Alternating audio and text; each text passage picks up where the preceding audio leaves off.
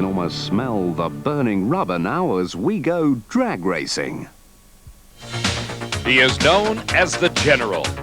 Together, Tim Richards and Joe Amato lived every drag racer's dream. They rose through the sportsman ranks to win 4 Winston Top Fuel titles. The most recent captured last year at the Winston Finals. But lately there had been obvious tension in the Amato organization, and last week, the split came. It's a tough deal. I mean, it's just like a divorce. But we've been together, we've had some real good times. He's done a lot for me, and but life goes on, I guess, and all we can do is put our energy forward and try and win the championship, and God knows it's going to be tough. It's a big challenge for my whole team and myself, my wife, and we've got some good friends, Doug Herbert and Tommy Grove and Jim Brissett and Tom McEwen are right behind us, and all we can do is put the friends together with the team and see if we can win us a 5th championship. With the new Jim Brissett clutch and engine setup, the Amato team has to reach deep to maintain maximum intensity and composure as Kenny Bernstein and Corey McLenithan are poised to strike at the points leader. Today, the Joe Amato team finds out just what they are made of. The National Hot Rod Association presents Championship Drag Racing on ESPN Speed World. The NHRA, the world's largest motorsports sanctioning body, showcasing speeds in excess of 300 miles an hour and traveling the quarter mile in less than 5 seconds. Championship Drag Racing from the NHRA. Today, the $18 million 18-event Winston Championship Drag Racing Series moves to the beautiful, lush hills of eastern Pennsylvania for a stop at Maple Grove Raceway in Reading, Pennsylvania. Welcome, everyone, to coverage of the professional classes here at the 8th Annual Sunoco Keystone Nationals. Hello, everybody. I'm Dave McClellan, and if you've ever been with us before on our ESPN Speed World coverage from here at Maple Grove Park in Pennsylvania, you know that this is truly one of the premier performance tracks in the country, and that was evidenced again this year. For in qualifying, Corey McLenithan laid down the first ever 470 elapsed time with a top fuel dragster, a 4.799 backed up for a new national record. And it didn't stop with top fuel, for this morning in Funny Car Eliminator, Cruz Pedregon and the McDonald's Oldsmobile absolutely obliterated the standard, running the first ever 5.0 elapsed time with a Funny Car, 5.077, also backed up for a new national record. The flip side of the performance story is the torrid battle that is going on in the Winston chase for the top fuel title. And it directly involves this man, Kenny Bernstein. Kenny must make a statement today with all the problems in the Amato camp. It is his time, Kenny's, to take advantage of it. But there is a third party involved, and that is Corey McLenithan. He is closing fast from third. He picked up 200 bonus points by setting that new national record. Ed McCulloch in the McDonald's dragster came to Maple Grove fresh off his first ever top fuel title 2 weeks ago at the U.S. Nationals. He qualified well, number 4 at a 484. His first round opponent, Kenny Bernstein, the Budweiser King, had his share of problems in qualifying. His time, not all that bad, 495. His position, absolutely terrible in the number 13 spot. Bernstein put it all together, though, in this first round, a 487 victory at over 297 miles an hour. In the second round of competition at the Keystone Nationals, Corey McLenithan raced Don Prudhomme, while Jim Head squared off against Kenny Bernstein. A real shocker came in round number 1 when Head, the number 12 qualifier, defeated the number 5 qualifier, Doug Herbert. That's Joe Amato's newfound teammate. But in the second round, it was all Bernstein. He had a great reaction time, while Jim Head had mechanical problems. Bernstein, another great elapsed time, and another speed nearing 300 miles an hour. Corey McLenithan had qualified number 1 with that record-shattering 479.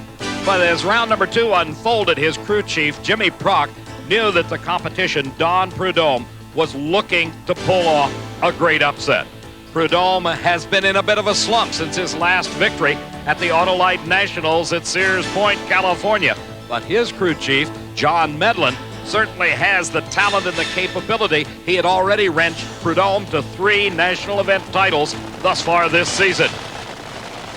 At the starting line, there was an advantage gained by Prudhomme on the far side of the racetrack, and that was almost enough to carry him to victory. But it was not to be. By just 7/1000ths of a second, McLenathan the victor. Still in the second round of competition, the other side of the ladder found Michael Brotherton racing Shelley Anderson, while Eddie Hill squared off against the points leader Joe Amato. Anderson at the wheel of the Jolly Rancher Candy's car had qualified 10th and upset Pat Austin in the first round, while Michael Brotherton had driven Darrell Gwynn's Coors Light Silver Bullet to the number 2 qualifying spot with a 483 and beat Jack Ostrander in his first round of competition. But in the second round, it was Anderson getting the advantage off the starting line while Brotherton went up in smoke.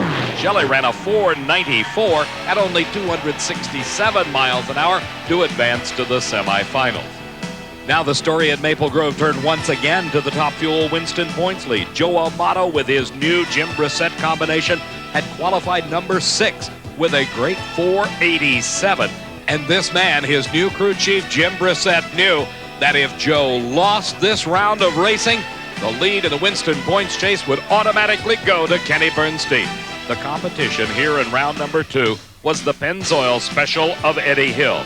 Eddie had qualified very well, number 3 at a 484, then improved on that time to a 480 as he defeated Al Segrini in the first round. But Hill had been having consistency problems on this racetrack. Amato in the Valvoline car did not have the lane choice. He had run only a 490 in his first round victory over Daniel DePorter. We were on board as the two cars left the starting line, and Amato began to fall back at half track, and Hill took the win. A gritty performance by Joe Amato, and that brings us to the semifinals, where Eddie Hill will meet Shelley Anderson, with Hill having the lane choice. While on the other side of the ladder, Kenny Bernstein, the new points leader, goes up against Corey McLenathan, who is in third, trying to claw his way to the top. On the starting line, it is the pair of Eddie Hill and Shelley Anderson getting ready to do battle in the semifinal round of Top Fuel Eliminator. Hill backing up after his long burnout. He's in the near lane. He had the lane choice. Shelley Anderson with her crew chief Frank Bradley and her dad Brad Anderson doing the major work on this car. Shelley is a rookie this season, has already been in the 480 range at speeds in the mid-290s, so she knows how to go quick and fast. Maybe some problems on Eddie Hill's dragster. The crew down under the engine checking it over. Apparently all is well, though, as Eddie is bringing it to the starting line to race Shelley Anderson. Hill has had his fair share of problems this season. That engine explosion and fire at Denver at the Mile High Nationals. Then the engine explosion on the starting line in the final round against Joe Amato at Brainerd. That cost him the race there. A tremendous race. And at the finish line, Eddie Hill just pulls it out. Elapsed time 4.90, dropping off a 1/10 of a second from the previous round. Shelley Anderson was oh so close, a 491. She had the speed advantage, though. She ran 289 miles an hour trying to catch him. Here in replay, you can see the very slight advantage gained off the starting line by Hill. But Anderson was right alongside of him. Shelley kept her foot to the floor all the way through the quarter mile. The difference at the finish line was only 17 thousandths of a second. That computes out to just a few feet. Here comes the new Winston points leader, and look who's watching. Joe Amato, the guy that lost in the previous round of racing, and in doing so lost his lead in the Winston Championship, is now the head cheerleader for Corey McLenathan. The Mac Attack car, the #1 qualifier and the quickest car in the world at a 479, has got quite a challenge because obviously Bernstein and the Budweiser King has found the performance level and consistency that it takes to win races such as this. Neil Armstrong, the crew chief for Kenny Bernstein. Look at the gentle little signals he gives to his boss. Just bring it forward a few more inches and you'll be ready to stage the race car. The 485 by Bernstein in round number 2 gave him the lane choice over Corey Mack here in the semifinals. You're riding with Bernstein. And Bernstein by just a few feet wins it, and that is not good news for this man, Joe Amato. The crew is celebrating, and justifiably so. It was the quickest side-by-side race in the history of drag racing. 4:87, the winning time for Kenny Bernstein. Incredible reaction times. That's what gave him the victory. Watch an instant replay. The car in the far lane, Bernstein, moved 22 thousandths of a second ahead of Corey McLenithan. But Corey Mack was not going to give up by any stretch of the imagination. He stayed right alongside of Bernstein until just at the finish line. Bernstein, by 4 thousandths of a second, won it. Here's the comparisons in time. 4:87, the winning time for Bernstein. 4:86, the losing time for Corey McLenithan. Incredible racing between Corey Mack and Kenny Bernstein. That sets up the finals. It'll be Eddie Hill against Kenny Bernstein, and Kenny has the choice of lane. Don't think that the only place that records could be established were in Top Fuel and Funny Car. For in qualifying, Pro Stock had its share of excitement. First, it was Warren Johnson in the Oldsmobile. He ran 7:10, the first ever 7:10. That was the record. Then just a few moments later, it was Scott Jeffreyon in the Dodge, notching the first ever 7.0 by a Pro Stocker, 7.099, backed up for the new standard. Coming into Maple Grove and the Sunoco Keystone Nationals, Warren Johnson had practically a lock on the Winston Chase in Pro Stock. Jeffreyon was closest to him with Jerry Ekman third, followed by Don Beverly and Larry Morgan.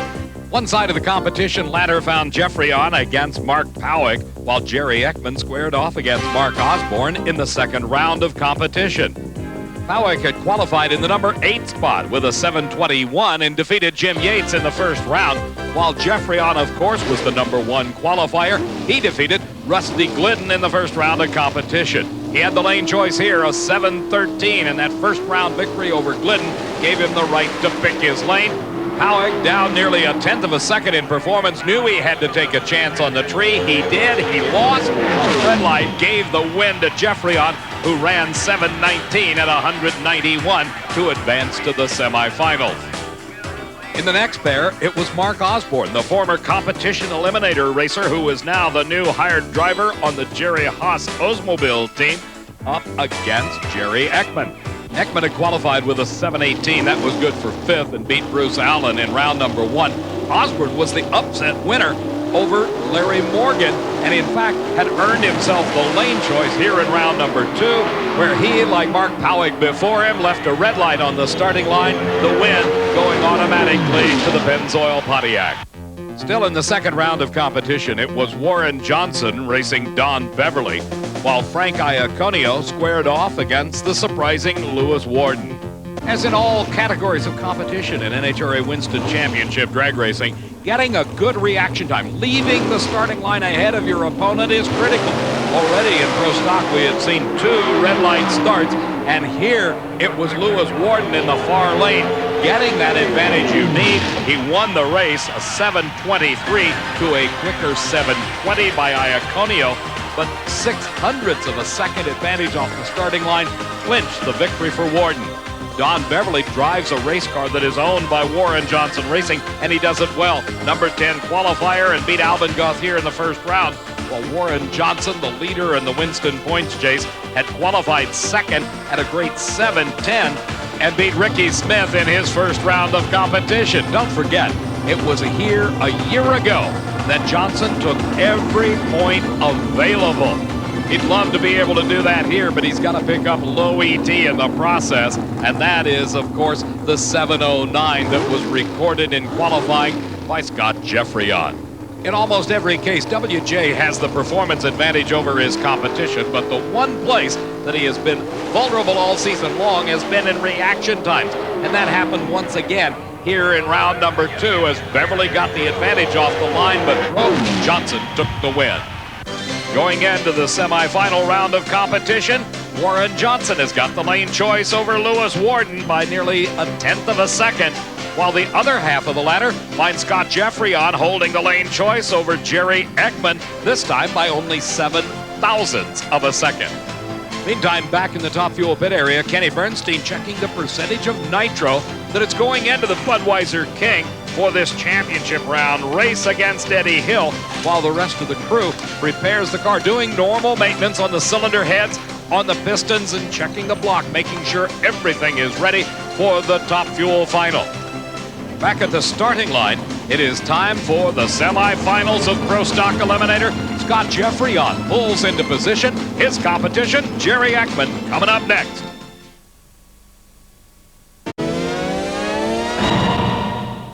In Maple Grove Raceway near Reading, Pennsylvania in the Sunoco Keystone Nationals. I'm Dave McClelland along with Don Garlitz and literally tens of thousands of fans that are jammed into this pastoral setting for one of the most incredible races of all time. We are in the semifinal round of competition in Pro Stock Eliminator. You're looking at the Pennzoil Pontiac of Jerry Ekman as he backs up on this racing surface that has yielded new national records in all three of our professional categories.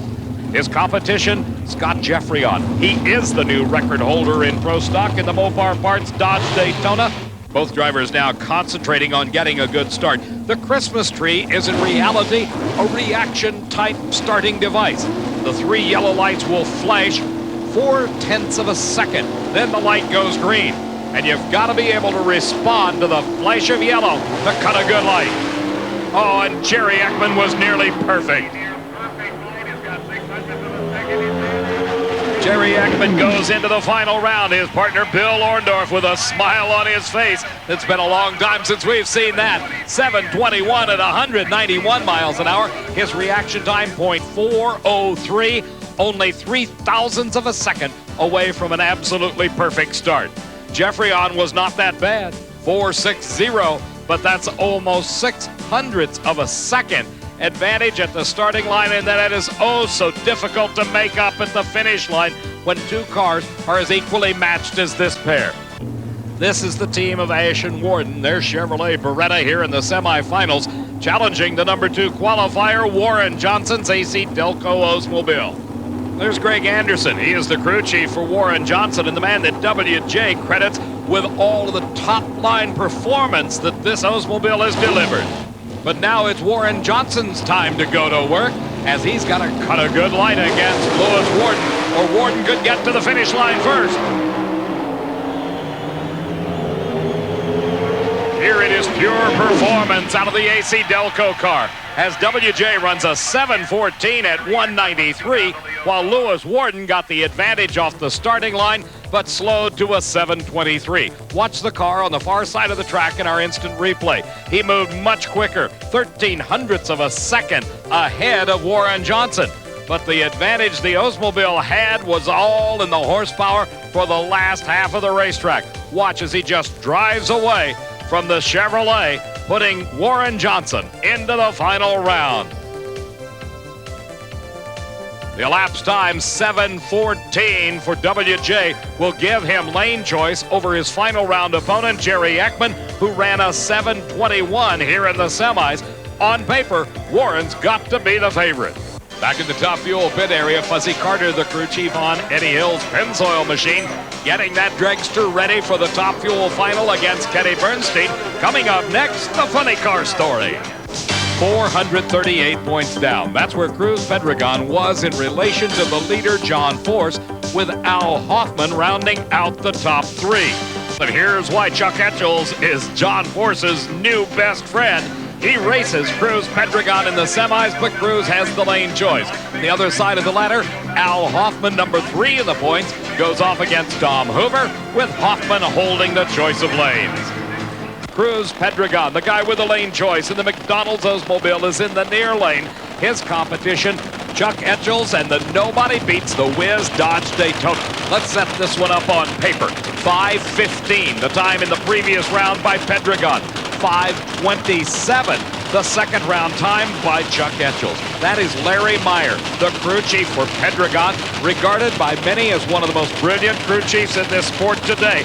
Larry was named to the top wrench job after the first third of the season and now has his driver going for his 3rd consecutive win. Chuck Etchells trying to put a stop to the onslaught of performance that we have seen out of Pedregon and that Oldsmobile. Look who's watching. It is John Force rooting, needless to say, for Chuck Etchells. The crew waved away from Enchel's car as he completes the staging procedure. Pedregon has a little smoke off the tires, but he holds on for the win, and John Force adds up in his mind another 200 points for Pedregon. 525 at 280, and Cruz heads to the finals. In anybody else's book, a 525 would look great, but for Pedregon, this was the slowest time of the weekend for that race car. Enchel's got a slight advantage at the start, but even though Pedregon smoked the tires in the middle of the track, you could actually see the white smoke coming out of the back of the car. He was able to hold on and take a win by a 1/10 of a second. His competition in the final round will come from this pair of cars. The Scotch color print film Dodge Daytona, driven by Tom Hoover, is racing Al Hoffman's blower drive service Dodge Daytona. Hoffman had the better performance in the previous round, 524. Remember, when Hoover beat John Force, we saw the smoke come out of the engine. That indicated he had serious mechanical problems as well. There was a lot of work that went on that Dodge Daytona to get it ready for this semifinal round of racing. For Hoffman, his 524, consistent with the performances we have seen out of this race car during elimination. The question remains, though, with all the repair work done on Hoover's Dodge, can he step up to the plate? Al Hoffman on a great run, 519 at a 283-mile-an-hour speed, gives him the lane choice in the finals against Cruz Pedregon. Hoover was right there with a 533. As we watch in replay, the advantage off the starting line was all Hoffman, 0.05 of a second. But by the time they had reached the finish line, he had extended that even further, to where by several car lengths, it was Al Hoffman advancing to the final round to race against Cruz Pedregon. That matchup finds a bit of a surprise in the lane choice and performance factor, as Hoffman outperformed Pedregon in the semifinals to earn him the right to pick his lane.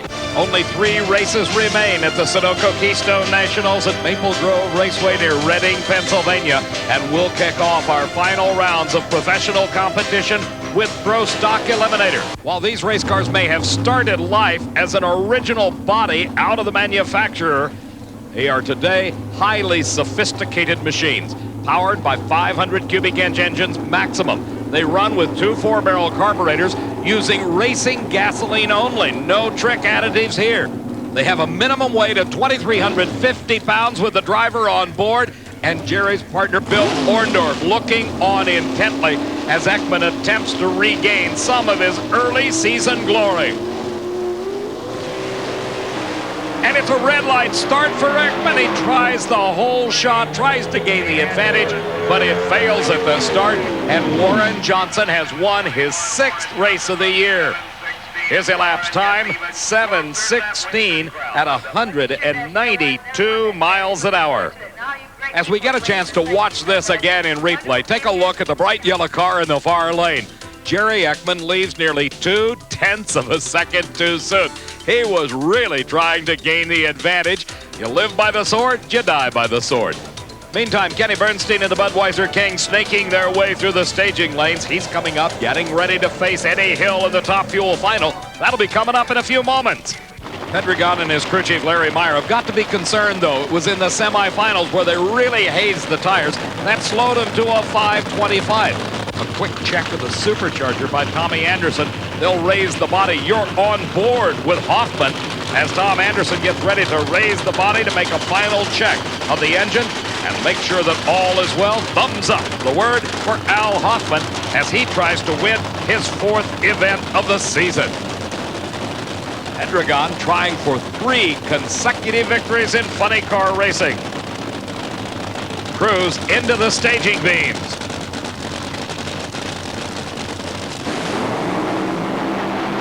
Look out the window. Pedregon just drives away. And there is another new national record, 1,000th of a second quicker than his time in round number 1, 5.076 at over 288 miles an hour. The McDonald's team celebrates as Cruz Pedregon wins his 3rd race in a row and adds even more to his Winston points total. The Top Fuel finalists backing up after their long burnout. In the far lane, it is Kenny Bernstein, the Budweiser King. He has the lane choice of 487 in the previous round. His competition, Eddie Hill. That's Eddie's wife, Ursi, out in front directing traffic for the Pennzoil Special. A quick look inside the tight confines of the cockpit of this racing machine, as Bernstein is well aware of what a victory here could mean to his chase for the Winston title. Should he win it this season, he would be the first driver ever to win Winston championships in both funny car and Top Fuel. Standing in the way of a win here at Maple Grove, though, is Eddie Hill in the near lane. They're both set. And Hill goes up in smoke, crosses the center line. Bernstein, the automatic winner. He's not about ready to lift. 484 again, over 297 miles an hour. And Kenny Bernstein wins the Sunoco Keystone Nationals and adds to his Winston points total. He's got the lead. Let's take a look at this one in replay. Eddie Hill was late off the starting line. Bernstein had a big advantage, nearly 0.06 of a second. Then chapter 2 of the bad news. Loss of traction across the center line, automatic disqualification. Eddie Hill was out of it, and Bernstein was across the finish line at a speed over 297 miles an hour. 4 consecutive runs in the 480s add up to Kenny's 4th national event title this season. Well, all of that hard work has certainly paid off, and it is reflected in the Winston point standings, as Kenny Bernstein's atop the ladder, followed by Joe Amato, Corey McLenithan third, Eddie Hill number 4, and Don Prudhomme rounds out the top 5 with 3 races remaining this season. For Don Garlitz, I'm Dave McClellan saying so long from Maple Grove. The 1992 NHRA coverage of the NHRA Keystone Nationals has been a presentation of Diamond P Sports in association with ESPN.